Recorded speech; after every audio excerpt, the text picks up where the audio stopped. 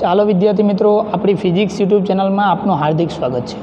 તો આજના લેક્ચરની અંદર ધોરણ 11ના ચેપ્ટર નંબર 3નો આપણે અભ્યાસ કરીશું.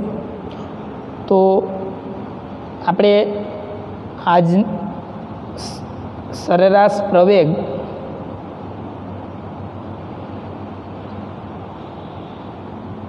અને તત્કાલીન પ્રવેગ સમજાવો. બરાબર. તો આપણે સરેરાશ પ્રવેગ અને તત્કાલીન પ્રવેગ વિશે આપણે અભ્યાસ કરીશું. તો સરેરાશ પ્રવેગ પહેલાં કોને કહેવાય એની વાત કરીએ. તો અહીં ધ્યાન આપજો. સરેરાશ પ્રવેગ, તો પહેલાં બધી સરેરાશ પ્રવેગની વાત કરી લઈ. તો અહીં ધ્યાન આપજો. તો વ્યાખ્યા શું થશે? વેગમાં થતા ફેરફાર, વેગમાં થતા ફેરફાર અને તે માટે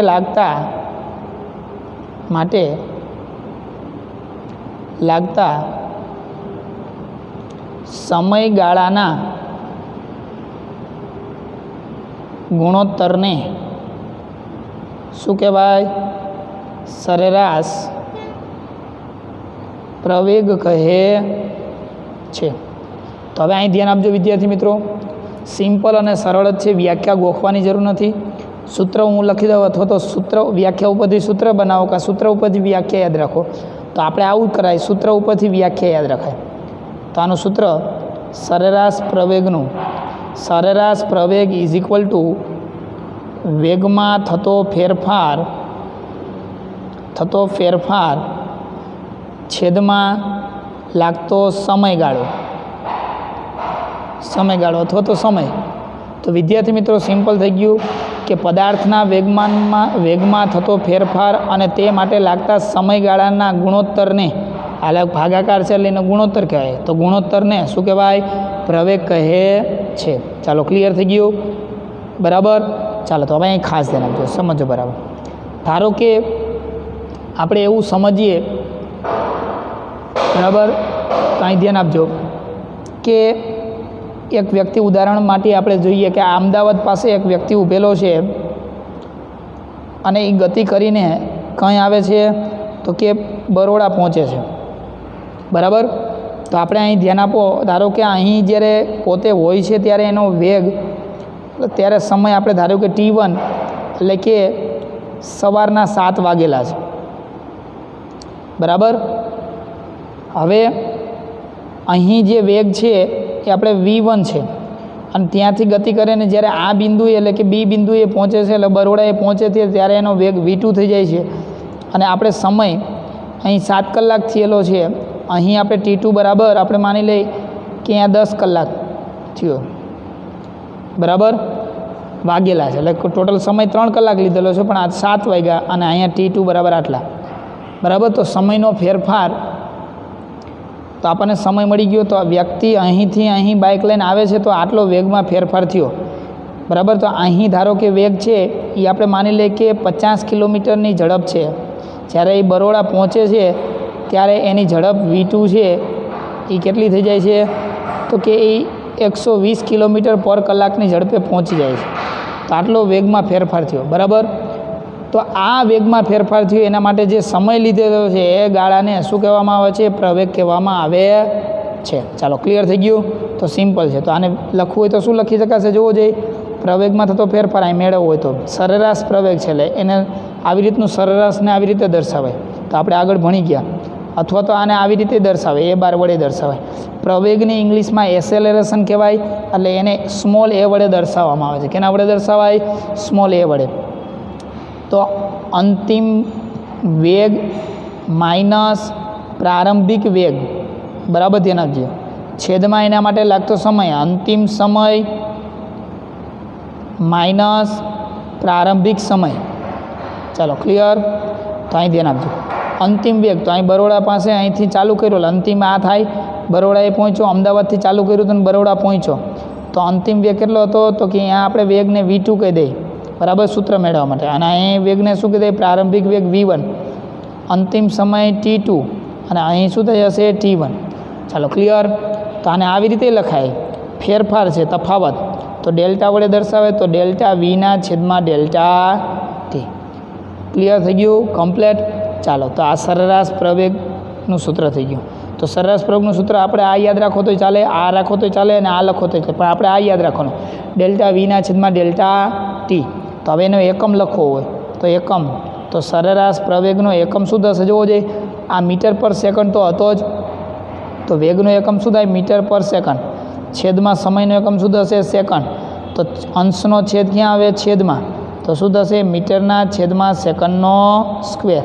તો આપણે આને આવી રીતે લખાય, અથવા તો આને આવી રીતે યાદ રખાય, મીટર પર સેકન્ડ સ્ક્વેર, અથવા તો મીટર ઇન્ટુ સેકન્ડની -2 ઓકે. ગુણાકારમાં આવ્યું એટલે ઉપર ઘાત આવશે, માઇનસ ઘાત થઈ જશે. ચાલો, ક્લિયર?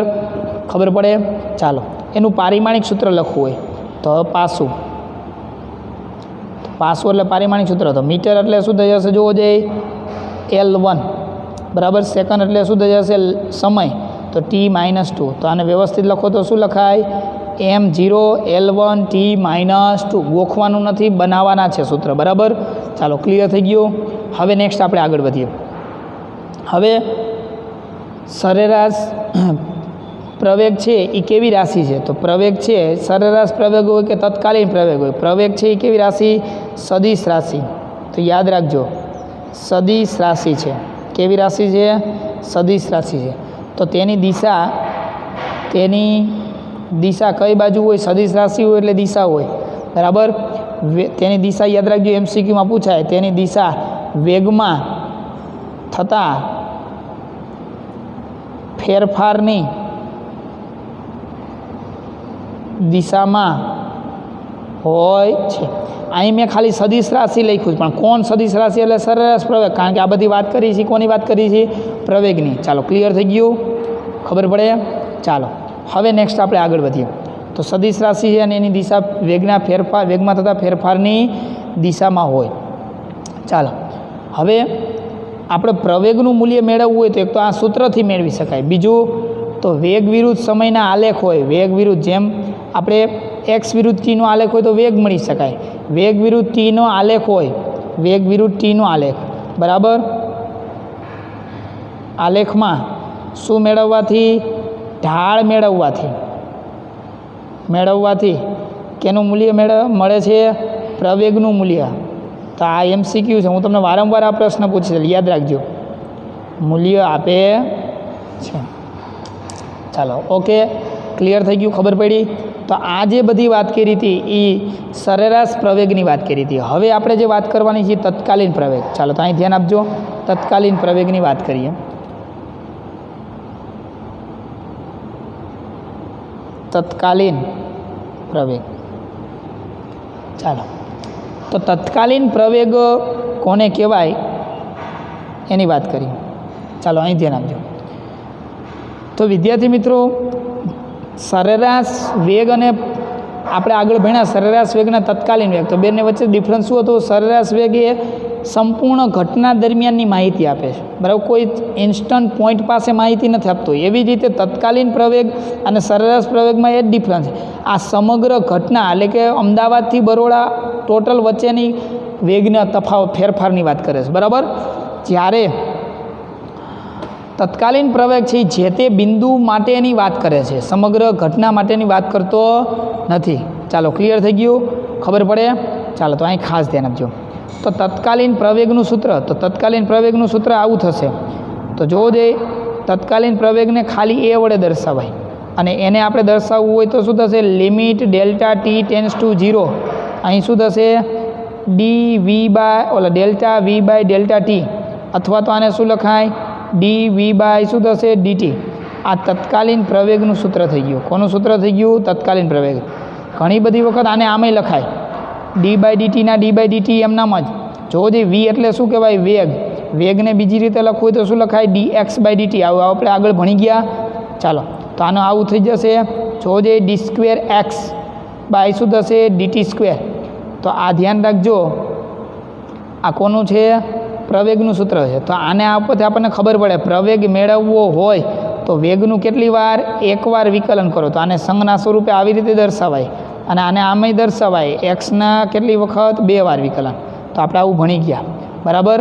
તો એનું મૂલ્ય મેળવવા માટે, પ્રવેગનું મૂલ્ય મેળવવા માટે, તત્કાલીન પ્રવેગનું મૂલ્ય મેળવવા માટે શું થશે? તો કે એક્સનું સમયની સાપેક્ષે શું કરો? 2 વાર વિકલન કરો. કેટલી વાર? 2 વાર વિકલન. અથવા તો શું કરો? વેગનું સમયની સાપેક્ષે 1 વાર વિકલન કરો, તો પણ તમને શું મળશે? વાસ્તવની અંદર એનું મૂલ્ય, પ્રવેગનું મૂલ્ય મળશે. અને એ કયો પ્રવેગ? તત્કાલીન પ્રવેગનું મૂલ્ય મળશે. તો આ જે છે એ કેવો પ્રવેગ બતાવે છે? તત્કાલીન પ્રવેગ દર્શાવે છે. તો મેં તમને જે વાત કરી એ સરેરાશ પ્રવેગ અને તત્કાલીન પ્રવેગ વિશે વાત કરેલી છે. હવે આપણે વધારે ઊંડાણપૂર્વક અને MCQમાં આપણને કામ લાગે એટલા માટે આપણે એના આલેખોની વાત કરી. તો હવે અહીં ધ્યાન આપજો. તો પ્રવેગના આલેખો, ચાલો તો અહીં ખાસ ધ્યાન આપજો. પ્રવેગ એટલે કે V વિરુદ્ધ Tના આલેખો માટે વાત કરી. ચાલો, V વિરુદ્ધ Tના આલેખો, બરાબર. જો તો અહીં ધ્યાન આપજો, સમજો બરાબર. તમે વેગ વિરુદ્ધ Tનો આલેખ એટલે આપણને ખબર છે કે y અક્ષ ઉપર V આવશે, x અક્ષ ઉપર T આવશે. જો તમને ગ્રાફ છે એ તમને આવો સ્ટ્રેટ મળતો હોય, આવો સીધો, બરાબર. અને તમે એની અંદર જો ઢાળનું મૂલ્ય કોઈ પણ બિંદુએ લ્યો, બરાબર. આ ઢાળનું મૂલ્ય મેં લીધું, બરાબર. આ ઢાળ લીધો A, B અને આ ત્રિકોણ બની ગયો C. આમાં ઢાળનું મૂલ્ય મેં મેળવ્યું, બરાબર. તો અહીં શું થશે? ઢાળ બરાબર yના છેદમાં x થાય. ધ્યાન રાખજો. તો ABના છેદમાં શું થશે? ABના છેદમાં શું થશે? BC. ક્લિયર થઈ ગયું? ખબર પડે? ચાલો હવે અહીં ધ્યાન આપજો. તો આ ઢાળનું મૂલ્ય હંમેશા તમને શું બતાવશે? પ્રવેગ બતાવે. શું બતાવશે? પ્રવેગ. ક્લિયર થઈ ગયું? અને આ ઢાળનું મૂલ્ય છે એ કેવું આવશે? આ ઢાળનું મૂલ્ય ધન મળે. કેવું મૂલ્ય મળશે? ધન. એટલે કે આ જે છે એ અહીંયા જે ગતિ થાય છે, ખાસ ધ્યાન આપજો, વેગ વિરુદ્ધ Tનો ગ્રાફ છે. ઢાળ કેવો છે? ધન છે. અને આ જે મૂલ્ય મળશે એ કેવું છે? આ ધન મૂલ્ય છે. ચાલો, ક્લિયર થઈ ગયું? ખબર પડે છે? સમજ પડી? ચાલો, અહીં જ્યારે જોવા જાય, બરાબર, તો દરેક બિંદુ પાસે પ્રવેગનું મૂલ્ય કેવું હશે? સમાન જોવા મળશે. એટલે કે નિયમિત પ્રવેગી ગતિ કરે છે. કેવી ગતિ કરે છે? નિયમિત પ્રવેગી ગતિ કરે છે, બરાબર. ચાલો, તો યાદ રાખજો, નિયમિત પ્રવેગી ગતિ કરે છે. ચાલો, ક્લિયર? ખબર પડે? ચાલો,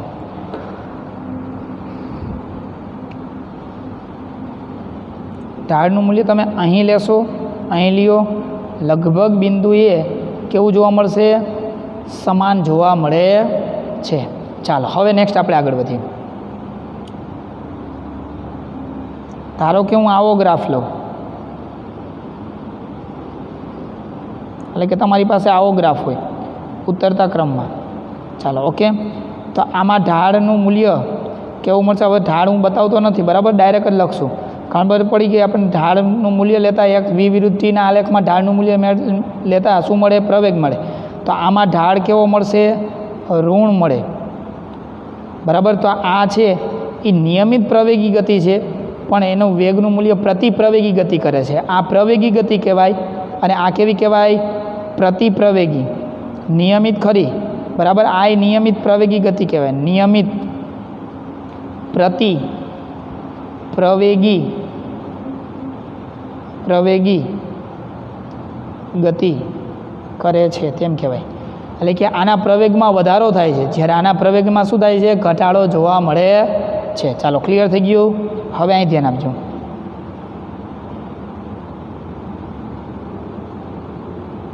હવે તમને આવો ગ્રાફ જોવા મળે. વેગ વિરુદ્ધ ટીનો આલેખ હોય, એક કામ કરો અહીં બતાવી દઉં.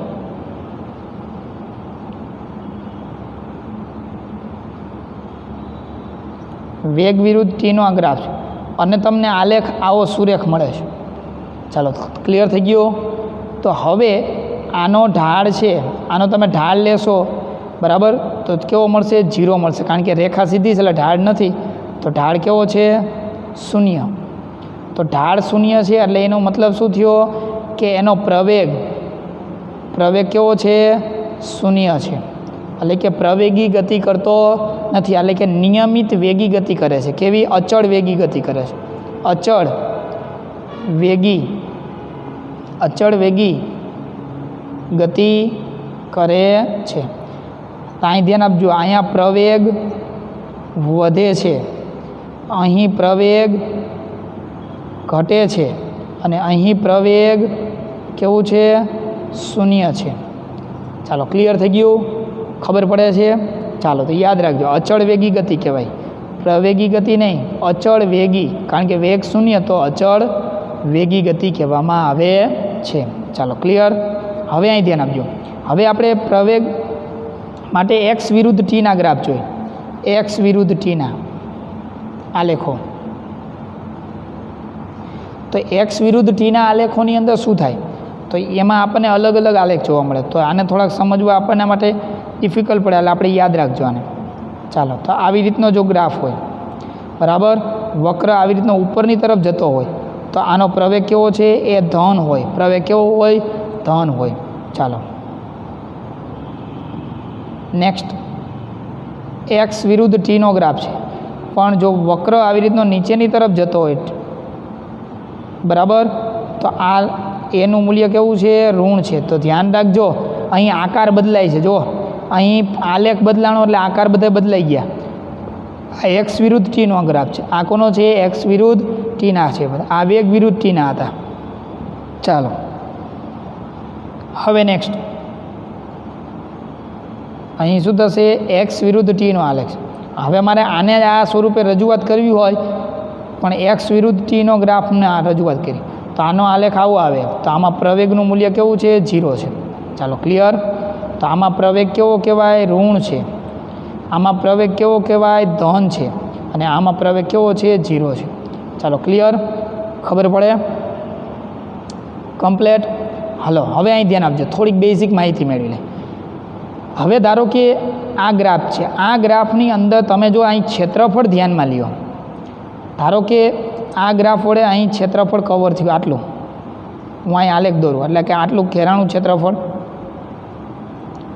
આ જે ઘેરાતો ક્ષેત્રફળ છે, આ વિસ્તાર છે, આ વિસ્તારનું જો તમે ક્ષેત્રફળ મેળવો, ક્લિયર થઈ ગયું?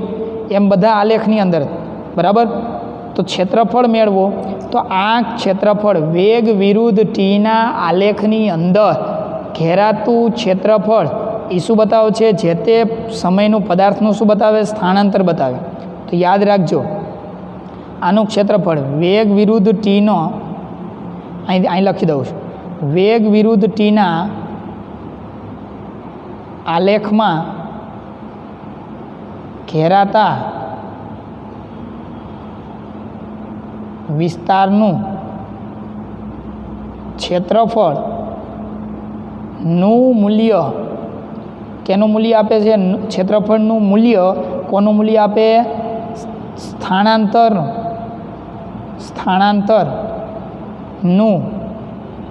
મૂલ્ય આપે છે. ચાલો ક્લિયર. આ લાઈન આપણે યાદ રાખવાની છે બરાબર, સમજ પડે છે? ચાલો, અને જો આપણે અહીં જેમ વાત કરીએ કે ઢાળનું મૂલ્ય લ્યો, કોના વિરુદ્ધ કોનો ગ્રાફ હોય? વેગ વિરુદ્ધ ટીનો ગ્રાફ હોય. તો અહીં ધ્યાન રાખજો, જો વેગ વિરુદ્ધ ટીનો ગ્રાફ હોય અને ઢાળ લ્યો, તો શું તમને આપશે? વેગ વિરુદ્ધ ટીના આલેખમાં ઢાળ મેળવો તો શું આપે? પ્રવેગ આપે. શું આપે? પ્રવેગ.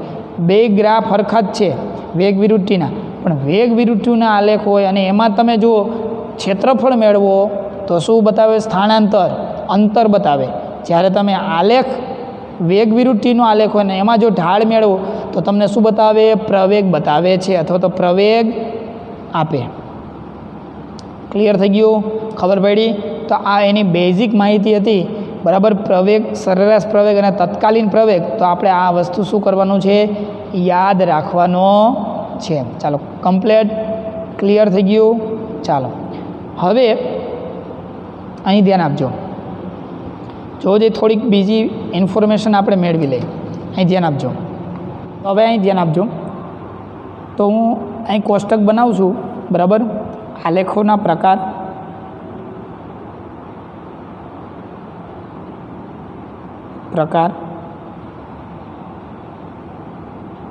પછી અહીં લખું છું ઢાળ, અને અહીં લખું છું ક્ષેત્રફળ. અહીં એક્સ વિરુદ્ધ ટીનો ગ્રાફ, વેગ વિરુદ્ધ ટીનો ગ્રાફ.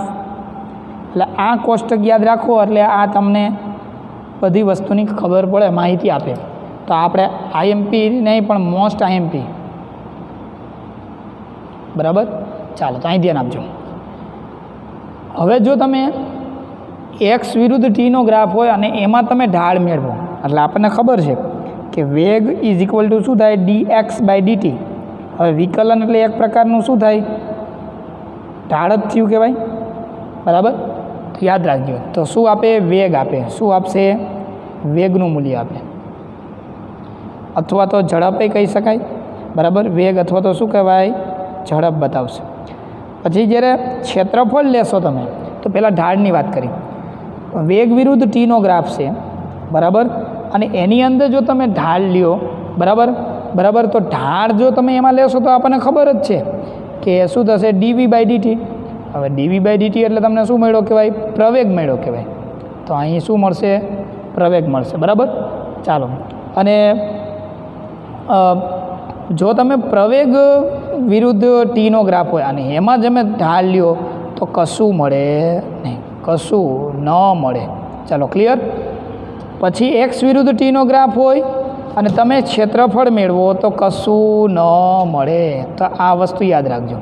હમણાં જ આપણે આગળ વાત કરી, વેગ વિરુદ્ધ ટીનો ગ્રાફ હોય અને તમે એની અંદર ક્ષેત્રફળ મેળવો તો તમને શું મળે? સ્થાનાંતર, બરાબર.